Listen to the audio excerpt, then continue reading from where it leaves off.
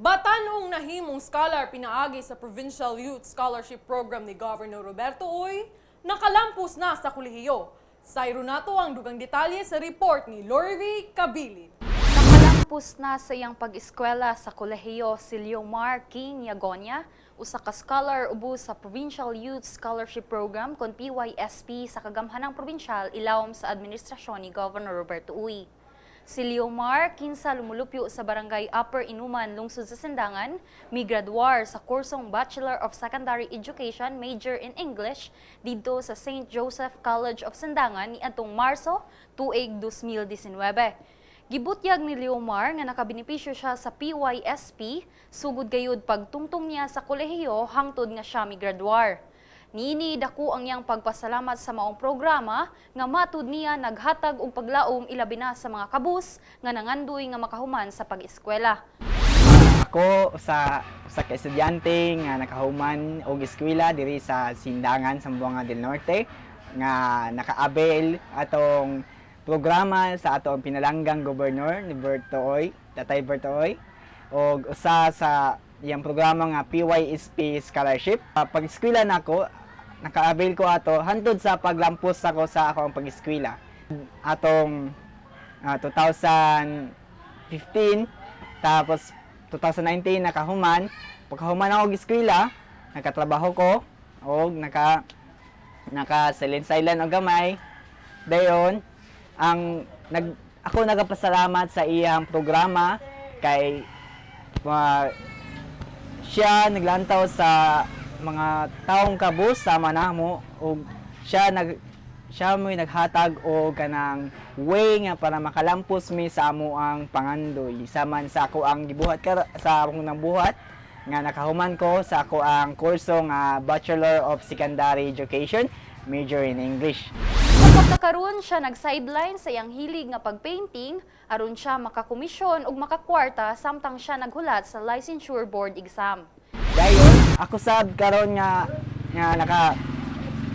nagpuyo diri sa Inuman samtang wala pa ko nakasulod og trabaho kay naundang ko sa akong trabaho kanang tungod sa aning ato ang pandemya karon. Ako nag-sideline og kanang painting sa akong mga hobbies nga mga commission aduna sab kini mga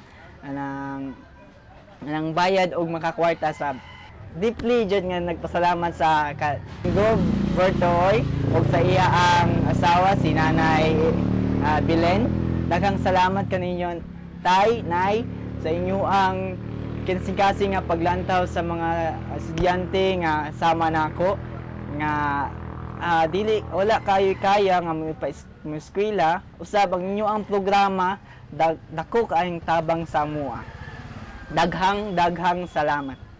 Samtang nagpasalamat po si Mrs. Leonora Yagonia, inahan ni Leomar. Tungod kinakalampos gyud ang iyang anak sa kolehiyo, bisan sa ilang kapobrehon sanglit matud niya siya usa lamang ka mag-uuma ug tricycle driver ang iyang bana. Dugang niyang giampo nga makab-od sa iyang anak ang gipangandoy niini nga puhon mahimong usa ka magtutudlo. Sumala niya nga si Leomar may unang nakabenepisyo sa PYSP sa Barangay Upper Inuman, gumikan po sa endorsement ni Barangay Kapitana Glenda Tuanda. Pag ni CAP na programa nga PYSP, so ako mismo nang one ko ni CAP nga maka-avail ana. So na-avail na ako. First time to siya mo'y kinaunan diri sa Upper Inuman nga scholar. Then first year to fourth year na-avail na mo ang full scholar niya nga nakuha po niya ang kurso nga Bachelor and Secondary Education.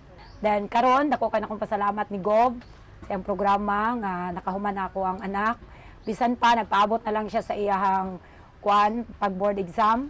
Then ako pong pangayoon niya nga gani nalahutay man niya ang 4 years sa iyang course. Then kinahanglan nga moabot pud ang gihapon ang ma-reach gud niya ang iyang gipangandoy nga mahimong usa ka maestro. Karon pod, gikan sa sinugdanan jud ni Governor, isa jud po ko niya as sector leader permiro. Then hantod karon sa iyang mga programa nagsupport kami.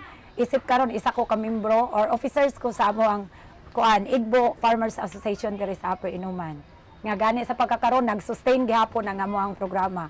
Aron ma-update kamo sa tinuod nga mga balita ning atong probinsya, please like and follow our Facebook page, Provincial Information Center, Zamboanga del Norte.